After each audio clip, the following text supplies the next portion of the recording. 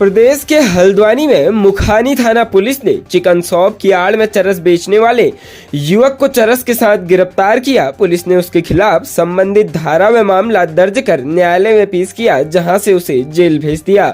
वरिष्ठ पुलिस अधीक्षक पंकज भट्ट द्वारा जनपद को नशा मुक्त बनाने हेतु समस्त थाना प्रभारियों को अपने अपने थाना क्षेत्रों में प्रभावी चेकिंग अभियान चलाकर अवैध मादक पदार्थों की तस्करी एवं बिक्री करने वालों को गिरफ्तार कर अवैध मादक पदार्थों की तस्करी पर पूर्ण रूप से रोक लगाए जाने हेतु निर्देशित किया है। मंगलवार चौकी प्रभारी अनिल कुमार, कांस्टेबल कुंदन सिंह, राजेंद्र सिंह के साथ आम्रपाली क्षेत्र में शांति व्यवस्था, कानून व्यवस्था एवं अवैध मादक पदार्थों की रोकथाम करने हेतु चेकिंग अभियान में थे।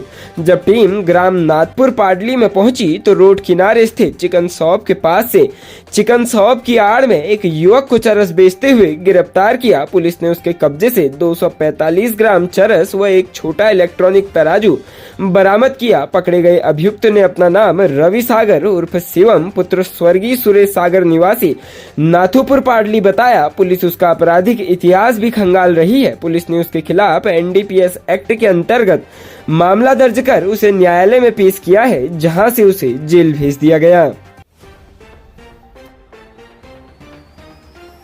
सूबे के मुख्यमंत्री पुष्कर सिंह धामी ने कहा कि प्रदेश के हर व्यक्ति को काम देना प्रदेश सरकार की नीति और प्राथमिकता है।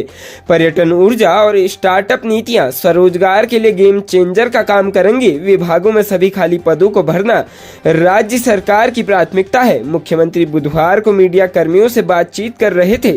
बृहस्पतिवार को उनकी सरकार का 1 साल कार्यकाल पूरा हो रहा है। कार्यकाल के अब तक के अनुभव और प्राथमिकताओं को मुख्यमंत्री ने साझा किया। सीएम ने कहा कि राज्य में समान नागरिक संहिता लागू करना सरकार की पहली प्राथमिकता है। इस पर चुनाव में भाजपा को जनादेश मिला था। विशेष कमेटी बनाई गई। कमेटी ड्राफ्ट तैयार कर रही है। ड्राफ्ट अगले कुछ महीनों में तैयार हो जाएगा और सरकार राज्य में समान नागरिक संहिता को लागू कर देगी। कई वर्षों से भर्ती परीक्षाओं में नकल कैंसर का रूप ले चुका था। अविश्वास की भावना पैदा हो गई थी। योग्य अभ्यर्थियों के लिए भविष्य को बचाने के लिए सख्त नकल रोधी कानून बनाना जरूरी था। सीएम ने कहा कि उनकी सरकार भ्रष्टाचार को सहन नहीं करेगी। अगले 1 साल में विजिलेंस को और सशक्त बनाया जाएगा। 1907 नंबर की शुरुआत की है, इसे और प्रभावी बनाएंगे। पलायन की सबसे बड़ी वजह रोजगार है। सरकार ने स्टार्टअप, पर्यटन और ऊर्जा की नई नीतियां बनाई है। ये तीनों नीतियां स्वरोजगार के लिए गेम चेंजर बनेगी। पर्यटन नीति में कई योजनाओं के लिए 100% अनुदान की व्यवस्था की गई है। ऊर्जा नीति और स्टार्टअप, होम स्टे योजना, कौशल विकास और मानव संसाधन विकास की योजनाओं से युवाओं को जोड़कर उन्हें स्वरोजगार से जोड़ा जाएगा। हमारी सरकार की प्राथमिकता है कि राज्य के हर व्यक्ति के लिए अपनी योग्यता और क्षमता के अनुरूप रोजगार के अवसर हासिल करना सहज हो। सीएम ने कहा कि पहली बार सरकार ने उद्यान का बजट बढ़ाकर 813 करोड़ रुपए किया है। 50,000 पॉली हाउस के 200 करोड़ रुपए खर्च होंगे। एप्पल व कीवी मिशन के साथ दालचीनी और तिमूर पर फोकस है। ये योजनाएं स्वरोजगार और आजीविका में बड़ा बदलाव लाएंगी। राज्य उत्तराखंड में पिछले 2 महीनों में छोटे बड़े भूकंपों से 16 बार धरती डोल चुकी है। मंगलवार रात को एक बार फिर आए भूकंप के झटकों से लोगों में दहशत है। भूकंप का केंद्र बिंदु अफगानिस्तान रहने के बावजूद भी उत्तराखंड में जोरदार झटके महसूस किए गए। इससे पहले भी वैज्ञानिक कई बार उत्तराखंड में बड़े भूकंप आने की बात कह चुके हैं।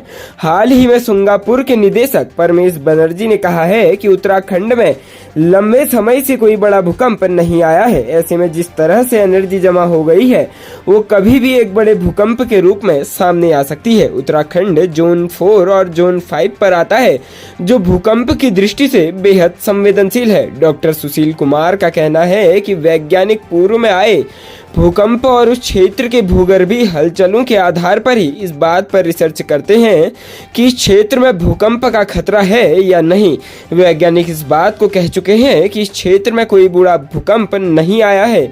ऐसे में बड़े भूकंप की संभावना बनी हुई है। यही वजह है कि उत्तराखंड में आ रहे लगातार भूकंप लोगों को डरा रहे हैं। उत्तराखंड में पिछले 500 सालों से कोई बड़ा भूकंप नहीं आया, इसलिए उत्तराखंड सिस्मिक गैप माना जाता है। वैज्ञानिकों का दावा है कि यहाँ बड़े भूकंप को तो आना ही है, इसमें कोई शक नहीं है। अचानक ऐसा भूकंप आ जाएगा तो स्थिति बिगड़ सकती है, इसलिए पहले से ही इसको लेकर स्टडी करना जरूरी है। पहले से एक अच्छी प्लानिंग की जरूरत है।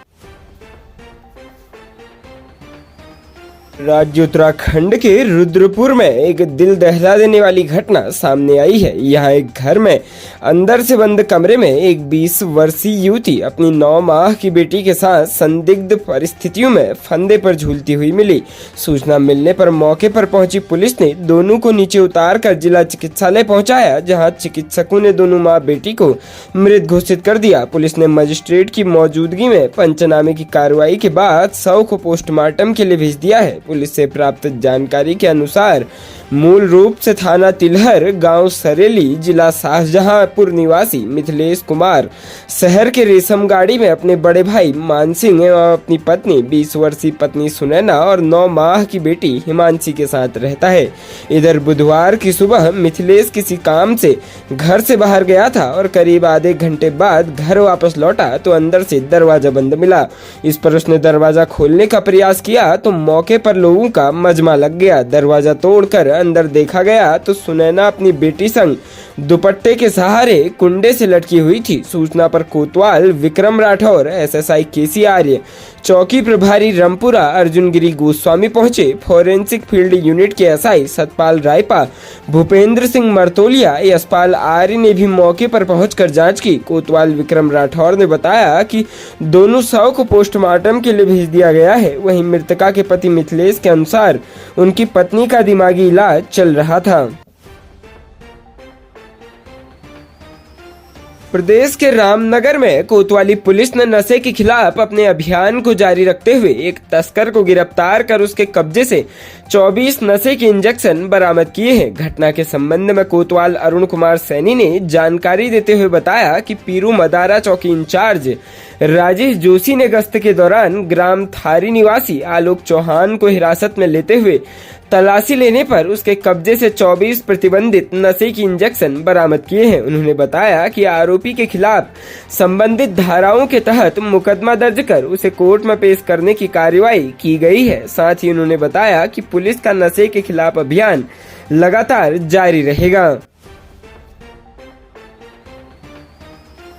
राज्य उत्तराखंड के हल्द्वानी में पत्नी पर दोस्त के साथ मिलकर पिटाई करने व चाकू से हमला करने का आरोप लगाते हुए एक व्यक्ति ने पुलिस को तहरीर सौंप कार्रवाई की मांग की है। पुलिस ने मामला दर्ज कर अपनी कार्रवाई शुरू कर दी है।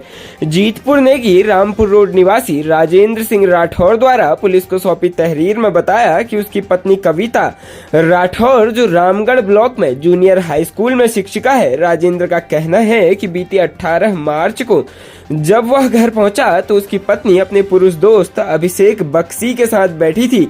जब उसने अपनी पत्नी से अभिषेक के बारे में जानकारी जुटानी चाही तो दोनों ने उस पर हमला बोल दिया। पीड़ित ने यह भी आरोप लगाया कि उसकी पत्नी कविता ने उस पर चाकू से हमला बोला, जिसमें वह घायल हो गया। पीड़ित ने आरोपियों से जान माल का खतरा बताते हुए पुलिस से कार्रवाई की मांग की है। तहरीर के आधार पर पुलिस ने मुकदमा दर्ज कर अपनी कार्रवाई शुरू कर दी है।